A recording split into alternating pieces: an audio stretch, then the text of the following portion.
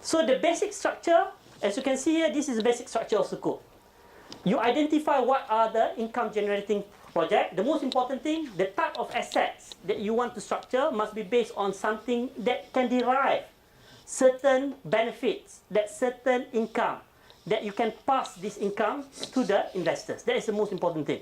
So once you identify the project, you have the issuer and the obligor.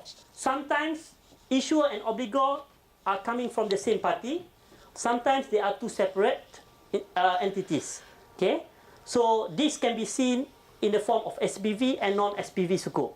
Okay, special purpose vehicle and non-special purpose vehicle. Sometimes the issuer themselves as the, the obligor themselves are the issuer, the originator. Okay, so here I just show you the basic structure where the Sukuk investors who have money, who have liquidity, they will invest in this project through the issuer who issue the Sukuk. Okay, issue the Sukuk means a certificate that represents the ownership of this project. So basically, the Sukuk investors is essentially the owner of this project.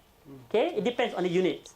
Okay, of course, okay, as mentioned by Iqbal earlier, okay, most of the time the investors are institutional investors.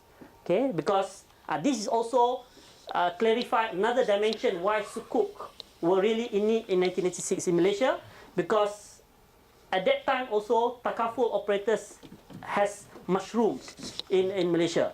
Started with 1984, one takaful, and then more than 10 takaful operators involved. So they need instrument that can ensure wherever they invest their money, it's only in Sharia compliant manner. This is also one of the important reasons. Okay. So does Sukuk similar to bond? I've already mentioned to you. Okay, you can compare Sukuk to bonds. Sukuk holder owns assets, whereas bonds holder owns cash flow only. Okay, bond simply use a loan contract, COP. Okay, whereas Sukuk, it depends on the structure, it depends on the need, it depends on the availability of the assets. Okay, if you have asset, then the option is far more greater. Meaning you have a lot of options, either to structure based on mudarabah, musyarakah, wakala, salam, istisna, murabah, whatsoever.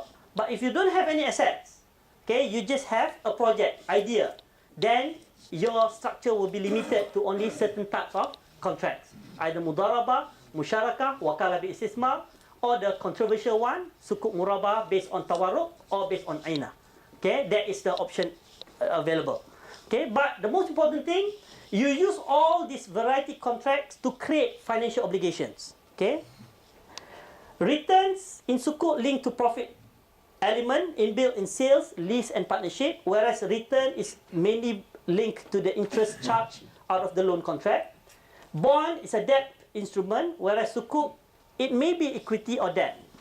But in practice, most of the time, I said most of the time because 90% I can safely mention here, that most of the time the Sukuk, even though it's based on mudarabah musyarakah, is actually in the form of debt rather than equity. Okay, even though by nature the contract is equity, but the whole structure actually replicating the function of bond with all the instrument attached to the structure. For example, purchase undertaking, the loan facility, top-up facility, and so on. I will explain a little bit on this later.